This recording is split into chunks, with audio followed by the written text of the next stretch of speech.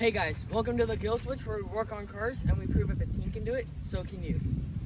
Today we're going to be working on a 2014 Toyota Sienna. We're going to be doing an oil change. These are the tools that we're going to be using today. Depending on your oil filter, you might benefit from using special tools, but if everything fails, a pair of tunnel locks will always work. Make sure you get the right oil. It will be in the owner's manual. The Toyota needs an OW20, and make sure they get the right filter. To lift up your car, you can use jack stands and a jack, but we have ramps, so we're going to be using the ramps so then we can access the oil pan. We got everything we need, so now we can do the oil change. When you're using ramps, you want to make sure that you push it against the tire and make it centered, so when you're trying to push the car up, you won't have any trouble. Now we're going to lift the car.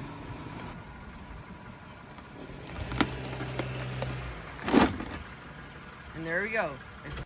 Depending on where you're working, you might or might not need to put something under the cart. We decided to go with the tarp because we're working on gravel and we don't want to hurt ourselves and we want to protect the environment. We're about to go under the car. First things first, you want to take off the oil cap. It'll make the oil flow easier when trying to bring it out. Then you got the oil drip pan, so then you can catch all of the oil so then you don't contaminate the environment. And then you need to get your socket wrench. It will say what size socket in your manual, owner's manual. Ours is a 14mm socket, so now we're able to go under the car. Now that we're underneath the car, you want to make sure that your oil drip pan is centered under the oil plug, because the oil will spew out once you loosen it.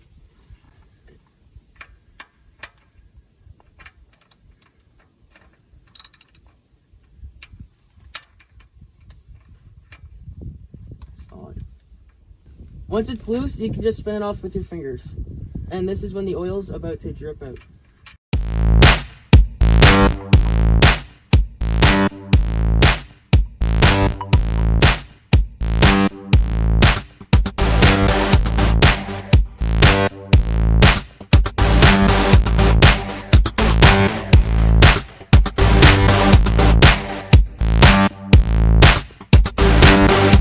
Now that's slowed right down, we can pull it to the filter,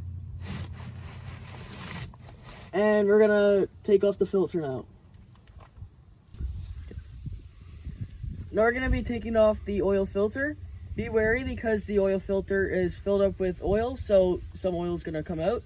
But depending on what car you have, like this Toyota, you can have a drain plug where you crack this open, and then you can stick something inside so then it'll drain the oil. Depending on where your oil filter is, you're gonna need to use an extension.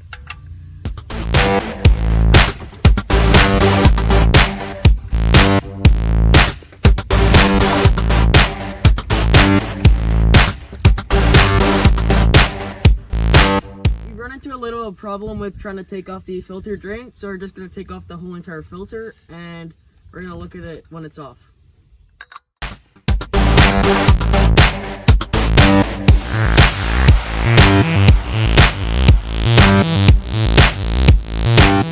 Once it's loose enough, you can just take it with your hand and turn it to take it off.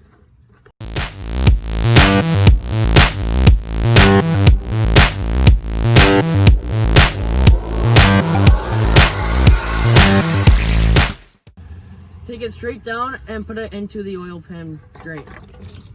There we go. Now you have removed the whole entire oil filter. As you can see, this is the oil filter. So it's very easy to replace. All they have to do is take it off and then replace it. But since we're not able to get the drain plug out, we're going to look at it. We're at the cottage, so we don't have the tools to take this apart. Yeah. But if you're able to take it off, there's this plastic thing that you stick in it, and then it will drain the oil properly down, so then you don't get everything over your hands. As you've seen, we removed it, so we're just gonna put it all back together. So that consists of us replacing two gaskets, one on the outside, then one inside, and also putting in a new filter. When you're replacing the bigger gasket, there's a little divot right here that you can stick your fingernail under and take it off. There you go. Now you want to get your new gasket and just get it all the way on, like that. Now we're going to replace the smaller new gasket. It goes right in here, but when removing the old filter, our old gasket came out with it, so all they have to do is plop it in. And there we go. Now we just put the new filter on top of that, and now we're good to go. You can put oil in the filter casing, but here at the Gill Switch, we like to just pour the oil from the top, and it'll make its way to the filter. Now we're underneath the car again, so now you want to put the filter up there, screw it in with your hands until it's not falling out. Then now you want to tighten it till it's finger tight, then get your tool and snug it up the rest. Do not make it overly tight, else you can break it.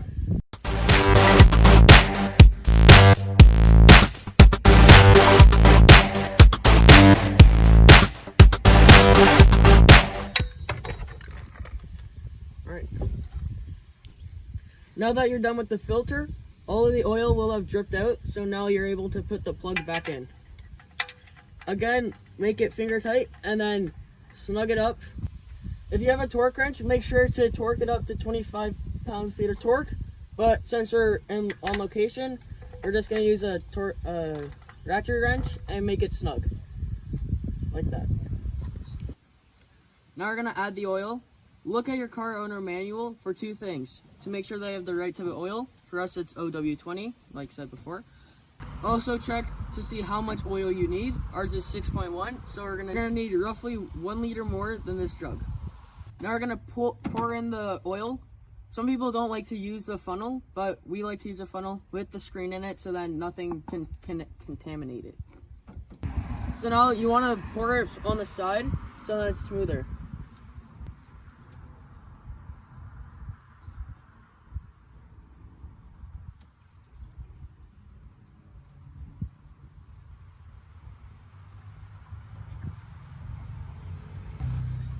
When you're pouring, you want to pause to make sure that it catches up, because it takes longer to come out of the funnel than it does to come out of the bottle.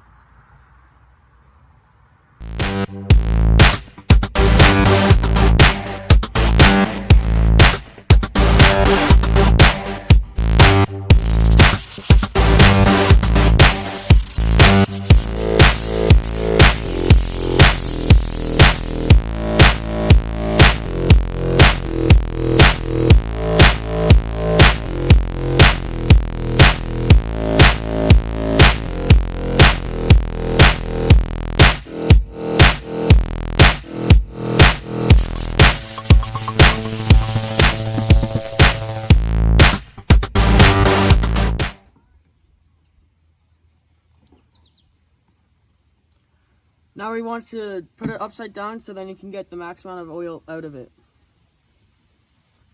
So that's 5 liters in. We gotta put 1 more liter in, but before we do that, we want to check underneath the car to make sure that there's no leaks.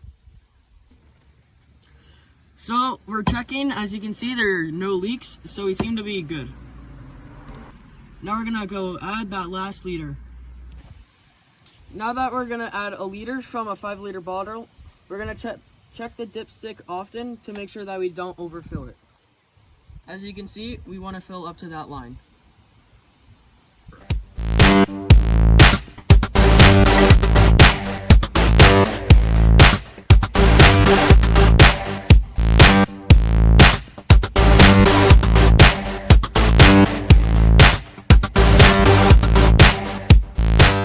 Now we're going to check the dipstick.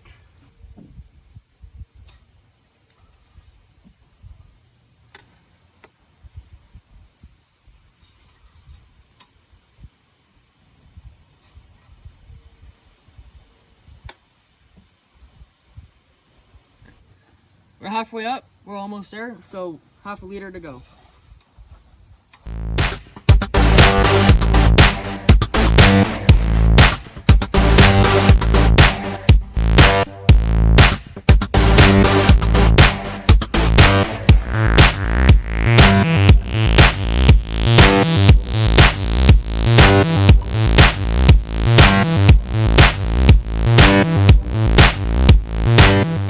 Now we're gonna check the dipstick again to see if it's filled up.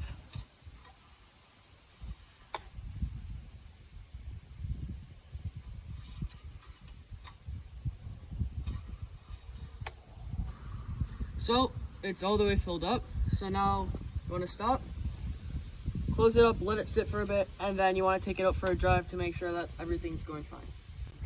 Okay.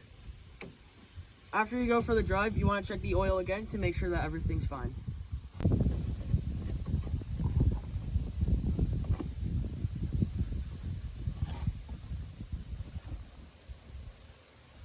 Now you want to get the cap and just screw it in.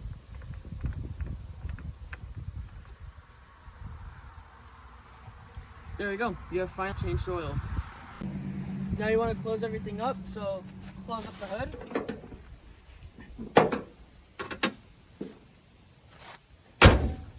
And now you want to get your drip pan out without spilling anything.